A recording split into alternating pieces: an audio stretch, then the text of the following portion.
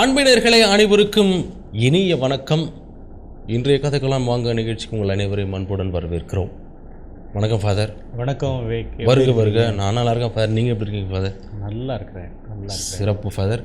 இன்றைய கதைக்கெல்லாம் வாங்க நிகழ்ச்சியினுடைய டாபிக் பார்த்தோம் அப்படின்னாக்கா புது டாப்பிக்கு. அதே மாதிரி எண்ணும் பார்த்தோன்னா புதிய நம்பர். ஏன் அப்படின்னாக்கா ரீசெண்டாக சில டெக்னிக்கல் இஷ்யூஸ்லாம் வெளியே போயிட்டுருக்கு. அதனால் இன்றைக்கி பார்த்தோன்னா புது நம்பர். அந்த புது நம்பர் நம்ம டிஸ்பிளேயில் தெரியும். அந்த திரையில் தெரிகிற அந்த நம்பருக்கு நம்ம எல்லாருமே கூடுவாங்க. டாப்பிக்கு கண்டிப்பாக ப்ரோமோ பார்த்துருப்பாங்க. அவர்கள் பள்ளி சேர்ந்த அனுபவம் இல்லைனா லீவ் விட்டு திருப்பியும் ரீஓப்பனிங்க்கு போகிற அந்த அனுபவத்தை பகிர்ந்து போகிறாங்க.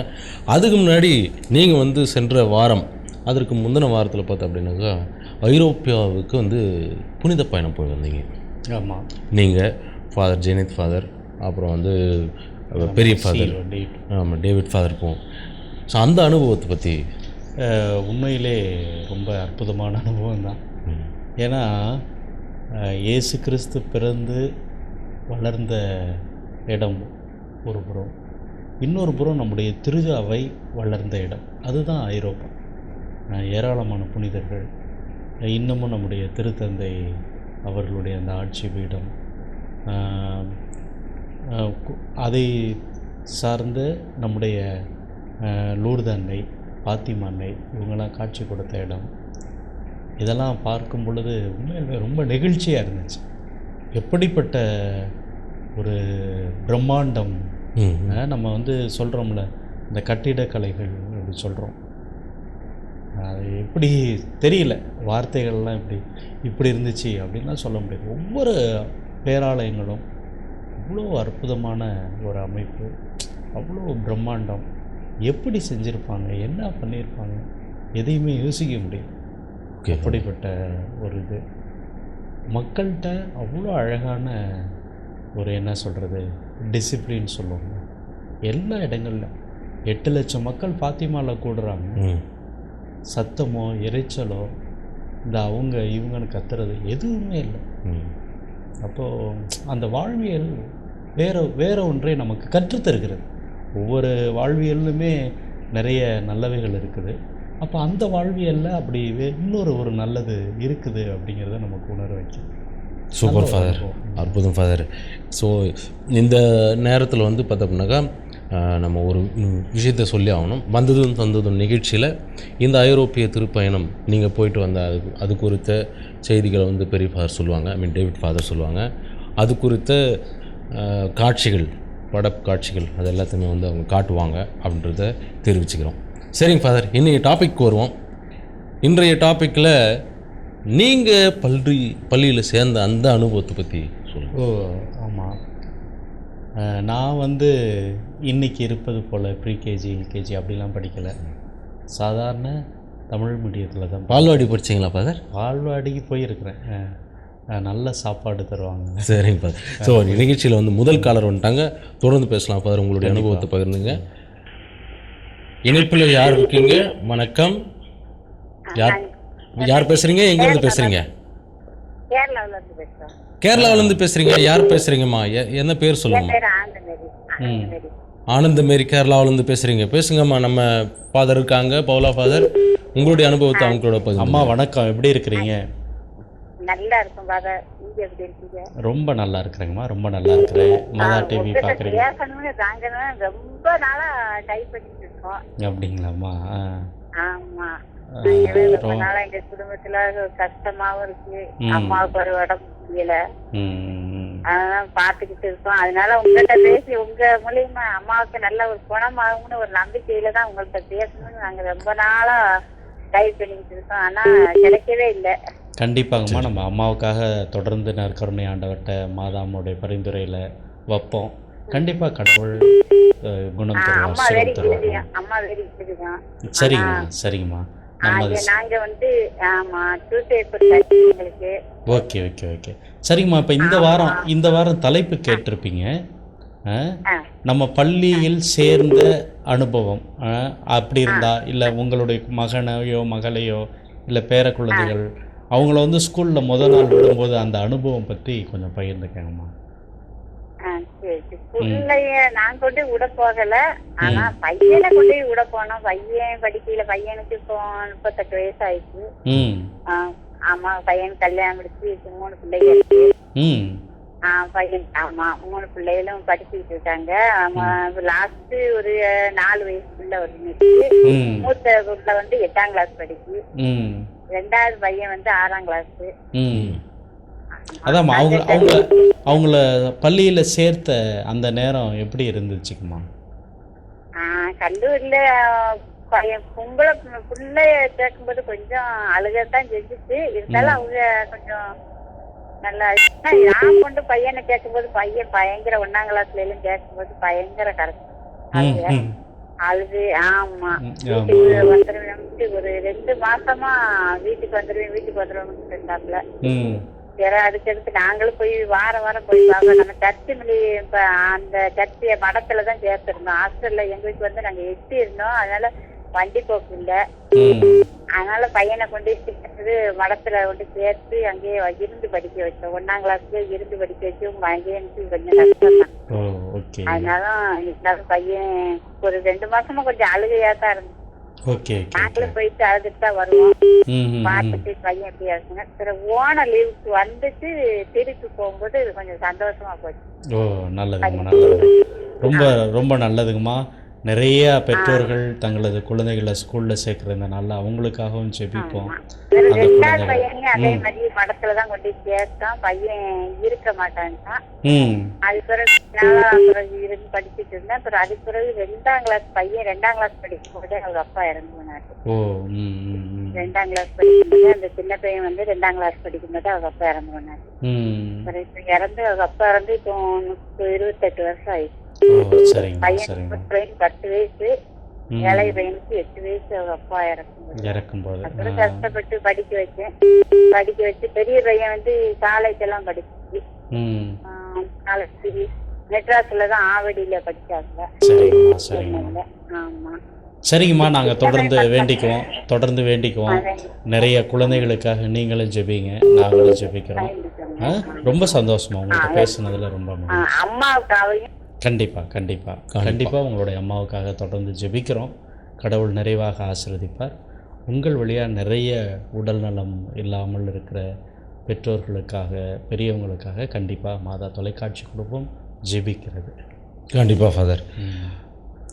அதாவது இந்த ஜூன் மாத தொடக்கம் வந்து பள்ளிகள்லாம் வந்து ரீஓப்பன் ஆகுது. அதனால தான் இந்த டாப்பிக்கே நம்ம வச்சுருக்கோம் அப்படின்றது எல்லாருக்குமே தெரியும். அந்த வகையில் பார்த்தோம் அப்படின்னாக்கா நீங்கள் ஆரம்பிச்சிங்க உங்களுடைய பள்ளி செல்ற அனுபவம். பால்வாடிக்கெலாம் போனீங்க, நல்லா சாப்பாடுலாம் கொடுத்தாங்க. நல்ல சாப்பாடு அது மட்டும்தான் தெரியும். ஆனால் வீட்டில் வந்தோடனே ஏதோ பார்ட்ஸ் ஆஃப் பாடி அப்படிம்பாங்க. அது நமக்கு எனக்கு இப்போ இன்னொன்று இப்போல்லாம் நினச்சி நானே சிரிச்சிட்ருக்கேன். என்னன்னா பார்ட்ஸ் ஆஃப் பாடி அப்படிங்கிறது நம்ம என்ன பாசா பாடி அப்படின்னு சொல்லிட்டு குழந்தைல அதை அப்படி புரிஞ்சுக்கிட்டு அதையும் சொல்லிகிட்டு இருப்போம். ஹெட்டு, தலை, அப்படி நம்மளுடைய உடல் உறுப்புகள் அப்படிங்கிறத சொல்லியிருப்போம். அதெல்லாம் இப்போ நினச்சி பார்க்கும்போது அந்த ஒன்றும் தெரியாத அந்த கண்டிப்பாக ஃபாதர் இது நம்ம விளையாட்டு ஒன்று விளையாடுவோம்ல, ஐஸ் பை. அது வந்து ஐஸ் பை அப்படின்னு சொல்லிட்டு ஐஸ் பைன்னு ஆக்சுவலி வந்து பார்த்தோம்னா ஐஸ் பை.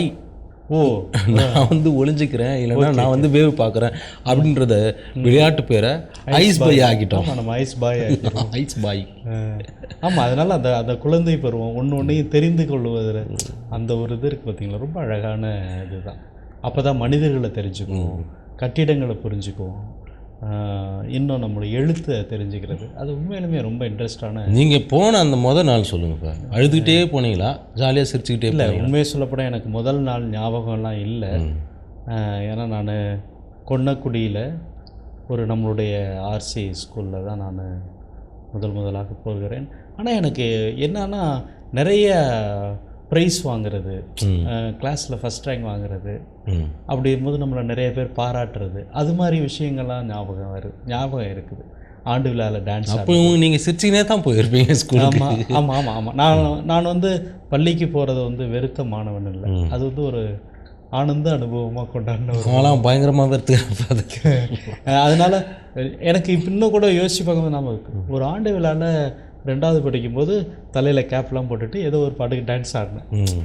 அது அது ஒரு சின்னதாக அப்படி மங்கலாக நமக்கு ஒன்று தெரியும்ல, அப்படிப்பட்ட ஒரு அனுபவம்லாம் கூட ஞாபகம் வருது. சரி ஃபாதர், என்னென்னா சொல்லுவாங்க 2 நேரத்தில் வந்து குழந்தைகள் அழுது பெற்றோர்கள் சிரிக்கின்ற நேரம், புன்னகை பூக்கின்ற நேரம்னு சொல்லுவோம். ஒன்று குழந்தை பிறந்தப்ப, இன்னொன்று ஸ்கூலில் கொண்டு போய் விடுறப்ப கதறி எழுவாங்க, என்னை விட்டு போகாதீங்க அப்படின்னு.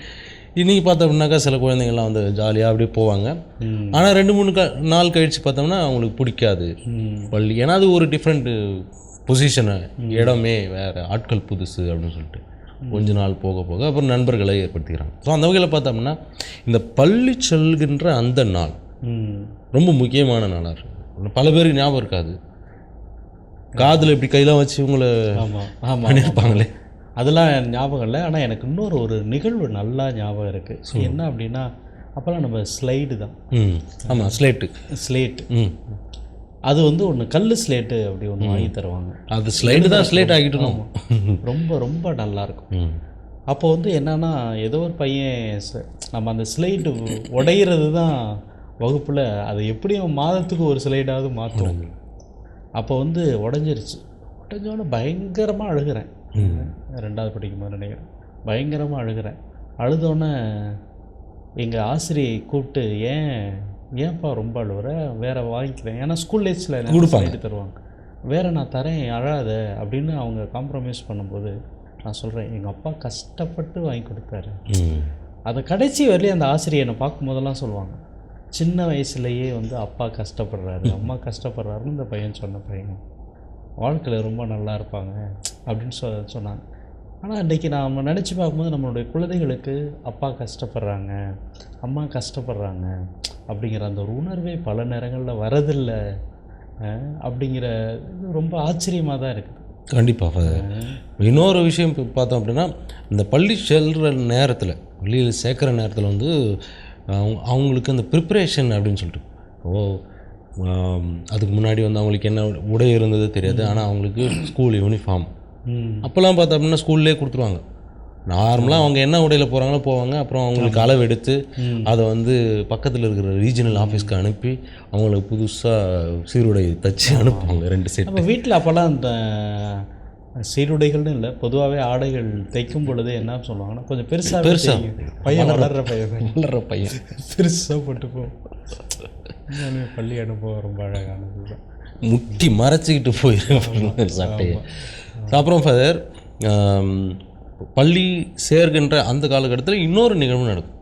இப்போது 6வது வரைக்கும் 5வது வரைக்கும் வந்து ஒரு இடத்துல படிச்சுட்டு 6வது அப்படின்னாலுமே யோசிப்பாங்க வேறு ஸ்கூலில் சேர்க்கலாமா. ஏன்னா 5வது வரைக்கும் தான் தொடக்கப்பள்ளி இருக்கும், துவக்கப்பள்ளி இருக்கும். அதுக்கப்புறம் வந்து வேறு ஸ்கூலில் பக்கத்து ஊரில் இல்லை பக்கத்து டவுனில் அப்படின்னு போய் சேர்க்க வேண்டியிருக்கும். சில பேர்லாம் போர்டிங்கில், என்ன மாதிரி ஆட்கள்லாம் போர்டிங்கில் கொண்டு போய் விட்டாங்க. அஃப்கோர்ஸ் என்னை வந்து இவன் வந்து நல்லா படிப்பாங்க, பெரிய ஆளாக வருவாங்க, ஒழுக்கத்தில் இருப்பாங்க. ஏன் அப்படின்னா அங்கே வந்து ஃபாதர்ஸ்க்கு வந்து வழி நடத்துவாங்க, பிரதர்ஸுங்கெல்லாம் பார்த்துக்குவாங்க அப்படின்னு சொல்கிற ஒரு நம்பிக்கையில் இருக்கும். அந்த ஒரு டிரான்சிஷன் பீரியட் இருக்கும் ஃபாதர் பசங்களுக்கு. ஆமாம், அது எப்படி அப்படி சொல்லுங்கள். அப்போது வந்து நீங்கள் சொல்கிறது சரிதான். இதில் வந்து என்னென்னா, எனக்கு இது நிறையாவே நடந்தது. 1வது 2வது ஒரு இடத்துல படிக்கிறேன், 3வதுலேருந்து 8வது வரலையும் ஒரு இடத்துல படிக்கிறேன், 9வது ஒரு இடத்துல படிக்கிறேன், 10வது ஒரு இடத்துல படிக்கிறேன், 11வது 12வது. என்னுடைய பள்ளி லைஃப்பிலே ஏறக்குறைய 4-5 பள்ளிக்கூடம் அப்படியே மாறிட்டு போகிறேன். அது போயிட்டு நம்முடைய புதிய நண்பர் ஒரு முக்கியமான விஷயம் சொல்லி ஆகணும். 1வது ஒரு பள்ளி, 2வது 3வது 4வது இன்னொரு பள்ளி, 5வது திரும்பவும் நான் படிச்சினேன் எங்கள் நைனாகிட்டே படித்தேன் 5வது, 6வது 7வது 8வது 9வது ஒரு பள்ளி, 9வது 10வது ஒரு பள்ளி, அப்புறம் 11வது பண்ணது மதுரை. சிமிலாரிட்டிஸ். ஆமாம், இல்லை இப்படி போகிறதுனால நம்முடைய நண்பர்கள் மாறுவார்கள், நம்ம ஆசிரியர்கள் மாறுவாங்க. ஏன்னா தெரியல, ஒரு வேளை அப்பொழுது, அதாவது நாம் படித்த அந்த காலங்களில் நமக்கும் ஆசிரியருக்கும் இடையான அந்த உறவு வந்து ரொம்ப அழகாக இருக்கும், ரொம்ப ரொம்ப அழகாக இருக்கும். இப்போ வந்து அவங்க வந்து ஒரு வேளை அரசு சட்டம் அதெல்லாம் வந்து அவர்களை வந்து கொஞ்சம் தூரமாக வச்சுருக்கு. நீ ஸ்டூடெண்ட், நான் டீச்சர் அப்படின்னு வச்சுருக்கேன். அப்போ வந்து அப்படி இல்லை, ஆசிரியை மடியில் உட்காருவோம். ஆமாம், வேறு மாதிரியான ஒரு அற்புதமான ஒரு வாழ்வியல். அந்த வாழ்வியலில் வந்து நீங்கள் கேட்டதுக்கு வேறு ஒரு பள்ளியிலேருந்து இன்னொரு பள்ளியில் போகும்போது நமக்கு வந்து அவ்வளோ கஷ்டமாக இருக்கும். கண்டிப்பாக அவங்களோட நம்ம தொடர்ந்து பயணிக்கிறது அப்படிங்கிறது அவ்வளோ ஒரு எளிதான விஷயமா அமைஞ்சதே இல்லை. கண்டிப்பாக ஃபாதர். இந்த நேரத்தில் இன்னொரு விஷயத்தை நம்ம சொல்லுவோம்.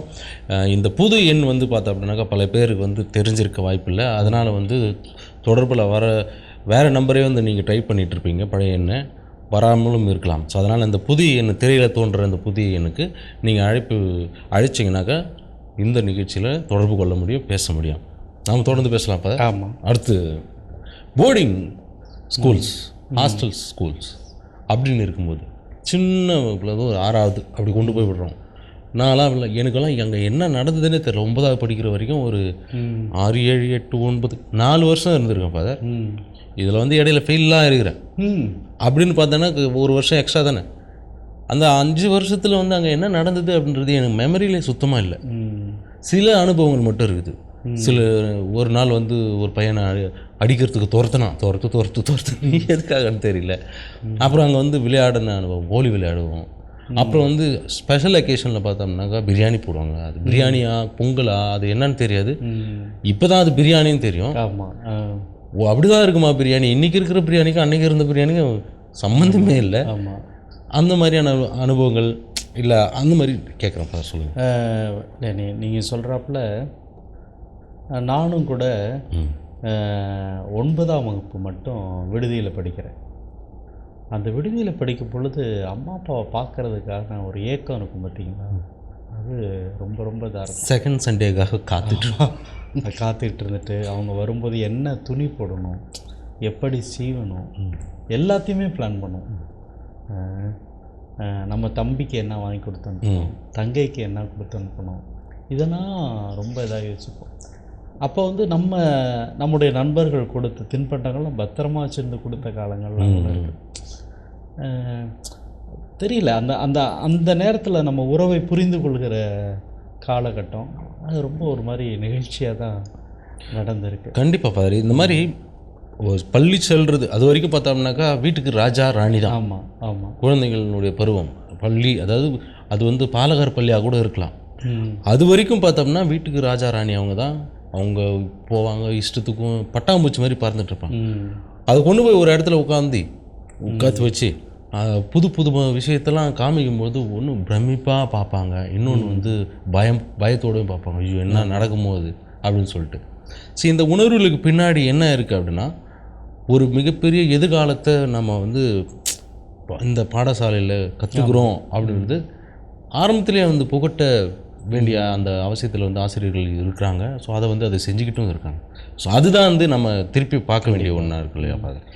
அதான் இப்போ நான் இன்னொன்று யோசிப்பேன்னா, அப்பொழுதெல்லாம் வந்து எழுத்துக்களையும் அறிந்து கொண்டோம், நிறைய நல்ல நண்பர்களையும் அறிந்து கொண்டோம், நல்ல ஆசிரியர்களையும் அறிந்து கொண்டோம். அப்படி நிறைய விஷயம் வந்து உங்களுக்கு பள்ளிக்கூடம் அப்படிங்கிறது சொல்லி கொடுத்துக்கிட்டே இருந்துச்சு. ஆனால் இன்றைக்கி நம்ம பார்க்கும் பொழுது ஒரு ஆசிரியை அப்படிங்கிறவங்க வந்து என்னை வந்து அதிக மதிப்பெண் எடுப்பதற்காக என்னை பயிற்றுவிக்கக்கூடிய அப்படிங்கிறதோட நின்றுச்சிட்டோமோ கண்டிப்பாக அப்படிங்கிற ஒரு கேள்வி இருந்து கொண்டே இருக்குது. ஏன்னா அப்பொழுது நீங்கள் சொன்னாப்புல நீங்கள் ஒரு போர்டிங்கில் இருக்கிறீங்க அப்படின்னா கோயிலுக்கு போகிறது, நீங்கள் வந்து அதிகமாக திருப்பலியில் பங்கேற்கிறது, அங்கே வந்து பூசை உதவி செய்கிறது, அதிலிருந்து இறையழைத்தல், இப்படி நிறைய விஷயம் அப்படியே ஒன்று தொடர்பு படுத்தி இருந்துச்சு. இன்றைக்கி என்னோடய வேலை எழுத்து சொல்லித்தரது, பாடத்தை சொல்லித்தரது அப்படிங்கிறதோட நிறுத்திட்டோமோ அப்படிங்கிற ஒரு மிகப்பெரிய கேள்வியெலாம் இன்றைக்கி இருக்குது. ஏன்னா பெற்றோர்களும் அப்படி தான் யோசிக்கிறாங்க. இந்த ஸ்கூலுக்கு போனால் அவன் நிறைய மார்க் வாங்குவான், அப்படி தான் நம்ம யோசிக்கிறோம். அது வந்து ஒரு சின்ன டிரான்சிஷனாக கூட நான் பார்க்குறேன். கண்டிப்பாக ஃபாதர். இன்னொன்று, பள்ளி செல்வது அந்த காலம் அப்படின்னு சொல்லிட்டு இந்த காலம் அப்படின்னு சொல்லிட்டு 2 வகையாக பிரிக்கலாம். இன்றைக்கி வந்து அது ஒரு லக்ஸுரி கணக்காக மாறி போயிருக்கு. லக்ஸுரி அப்படின்றது காட்டிலும் இந்த ஆடம்பரம் அப்படின்றது இது செலவு. படிக்க வைக்கணுன்றது பயங்கர செலவு. நீங்கள் 40,000க்கு கம்மியாக வந்து ப்ரைவேட் ஸ்கூலில் போய் சேர்க்க முடியாது. ஃபஸ்ட் ஸ்டாண்டர்டு கூட இல்லை, யூகேஜி யூகேஜி ஃபாதர். இப்போ நம்ம அலுவலகத்திலே பார்த்தோம் அப்படின்னா சில பேர்லாம் வந்து ஃபாதர் லோன் வேணும். எதுக்குப்பா?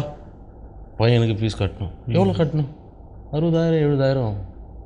என்ன சாக போகிறவங்கன்னா காலேஜுக்கே அவ்வளோ ஆகலை இப்போ நம்ம படிக்கும்போது அப்படின்ற மாதிரி தோணுது.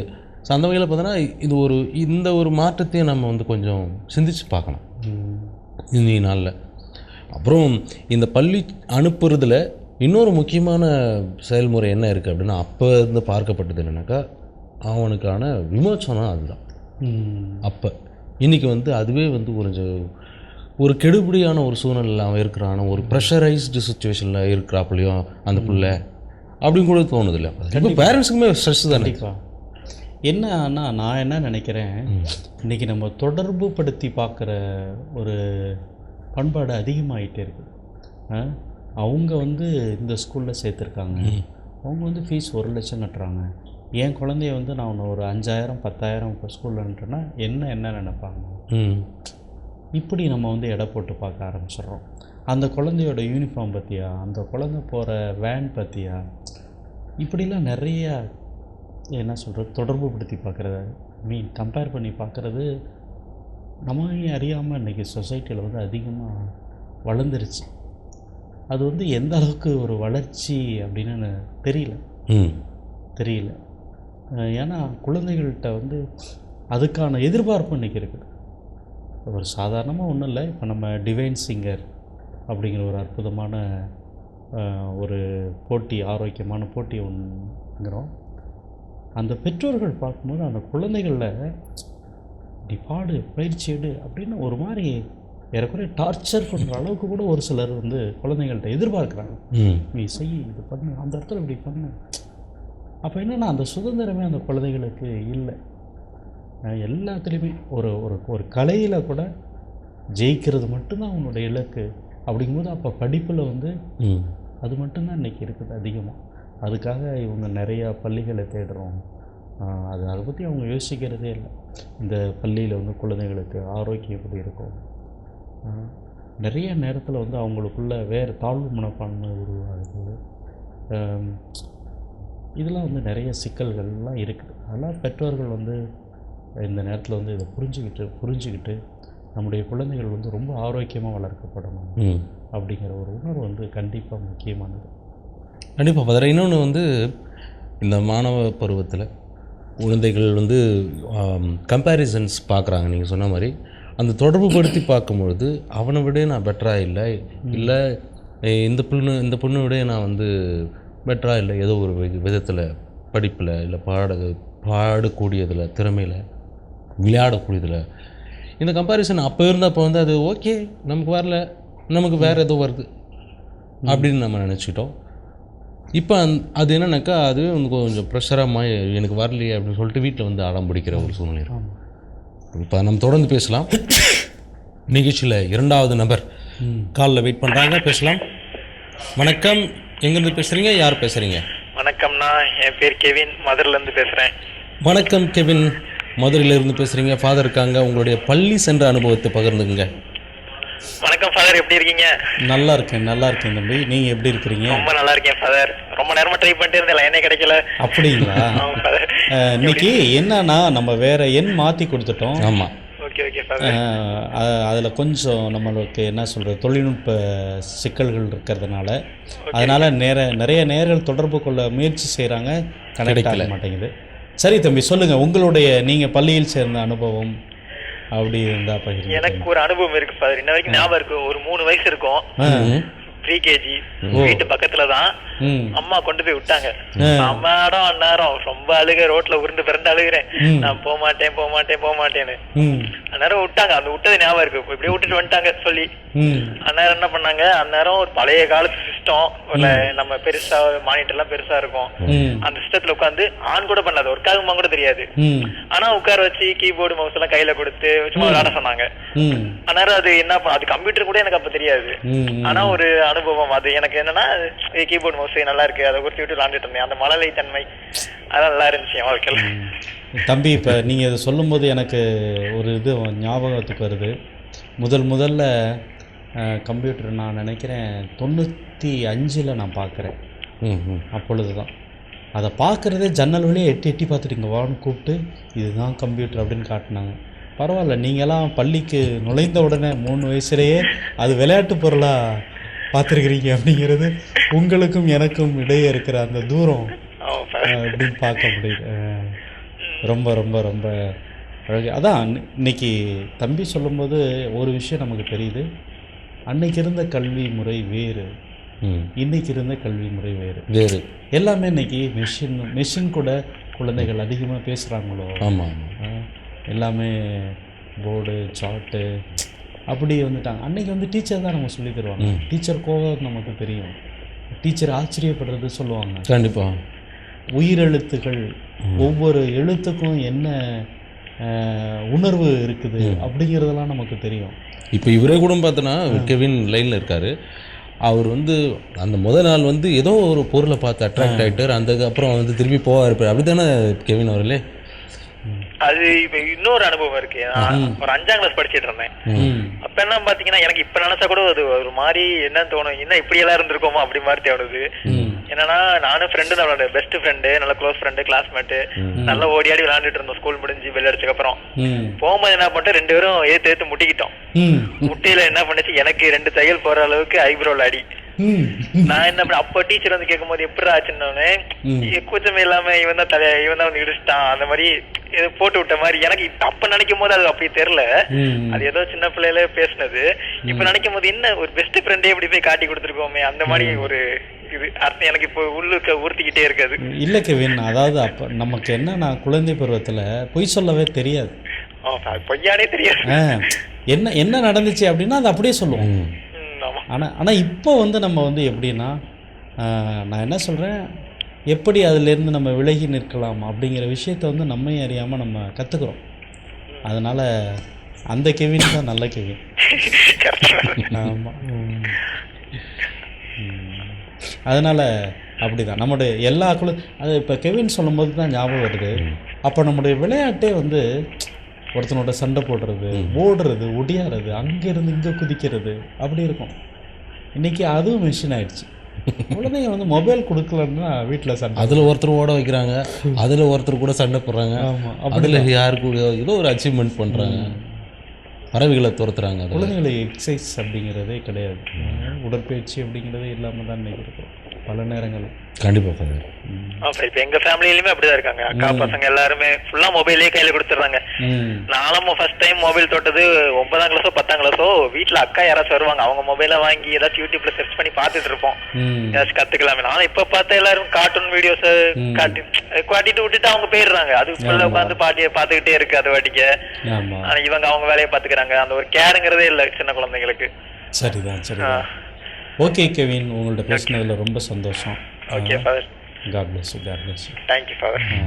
நன்றி கெவின் அவர்களே. அதாங்க இப்போ இதை இவர்கிட்ட பேசினோன்னே எனக்கு ஒரு விஷயம் வந்து நம்முடைய அன்பர்களுக்கு வந்து பகிர்ந்துக்கணும் அப்படின்னு நினைக்கிறேன். என்ன அப்படின்னா, பள்ளி பருவம் நம்முடைய குழந்தைகளுக்கு ரொம்ப ரொம்ப அற்புதமானது. கண்டிப்பாக. இந்த பருவத்தில் அந்த குழந்தைகள் நிறைய பண்புகளை கற்றுக்கொள்கிறார்கள். எழுத்துகள் மட்டுமல்ல, வார்த்தைகள் மட்டுமல்ல, வாழ்க்கையை கற்றுக்கொள்கிறார்கள். அதனால் இதை நம்ம எப்பொழுதுமே மனசில் வச்சுக்கிட்டு ஆசிரியர்களோடு, நண்பர்களோடு, இன்னும் மற்றவர்களோடு அவர்கள் எப்படி உரையாடுகிறார்கள், உறவாடுகிறார்கள் அப்படிங்கிறதையும் பெற்றோர்கள் கவனத்தில் கொள்ளணும். எந்த ஸ்கூலில் இருந்தால் எப்படிப்பட்ட கருத்தியல்கள் அவர்களுக்குள்ளே இருக்கும் அப்படிங்கிறதெல்லாம் அவங்க தெரிஞ்சுக்கணும். அதனால் வெறுமனே மதிப்பெண்களுக்காக மட்டும் நம்முடைய குழந்தைகளை ஸ்கூலில் சேர்க்குற அந்த ஒரு நிலையை கடந்து வாழ்க்கையை அவங்க கற்றுக்கணும். நிறைய மனிதநேயத்தை அவங்க கற்றுக்கணும். அப்படிங்கிறத பெற்றோர்கள், ஆசிரியர்கள் இந்த நாளில் புரிஞ்சுக்கணும் அப்படிங்கிறது நம்முடைய மாதா தொலைக்காட்சியினுடைய ஒரு அன்பான வேண்டுகோள். அதனால் வெறுமனே எழுத்துக்களை கற்றுக்கொண்டு, வார்த்தைகளை கற்றுக்கொண்டு ஒரு பட்டம் பெறுகிற மனிதர்களை உருவாக்குகிற இடமாக பள்ளிகள் இல்லாமல் நல்ல மனிதர்களை உருவாக்குகிற ஒரு இடமாக பள்ளிகள் வளர வேண்டும் என்று மாதா தொலைக்காட்சி குடும்பம் வாழ்த்துகிறது. Super father. இந்த அற்புதமான வார்த்தைகளோடு இன்றைய நிகழ்ச்சியை நிறைவு செய்வோம். அன்பர்களே, மீண்டும் அடுத்த வாரம் இதே நிகழ்ச்சியில் இதே தலைப்போடு சந்திக்கிறோம். அதுவரை உங்களிடமிருந்து விடைபெறுகிறோம். இயேசுவுக்கே புகழ், இயேசுவுக்கே நன்றி, மரியே வாழ்க.